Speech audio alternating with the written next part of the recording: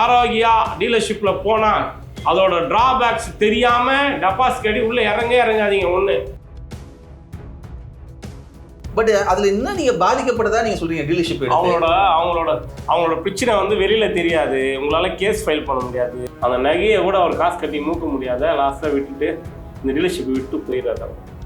இது போல் தமிழ்நாட்டில் ஆரோக்கியா நிறுவனத்தில் டீலர்ஷிப் எடுத்தவங்க நிறைய பேர் 6 மாதம் இருப்பாங்க, 1 வருஷம் இருப்பாங்க. தமிழ்நாட்டிலே ஒரு நிறுவனம் வந்து பால் விற்று இந்த அளவுக்கு, ஐஸ்கிரீம் விற்று இந்த அளவுக்கு ஒரு இடத்துல வந்து இருந்துருக்குது, நல்ல விஷயம்.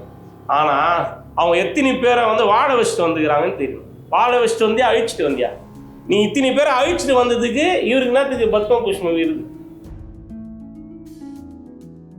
ஒரு ஏஜென்சி ஓப்பன் பண்ணானா அது மேலே இருக்கிற கம்பெனி வந்து அவன் குறைஞ்சி ஒரு 10 வருஷமோ 5 வருஷமோ அவன் நடத்தணும். அவன் நடத்த முடியாத ஓடுறானா அதுக்கு என்ன காரணம்?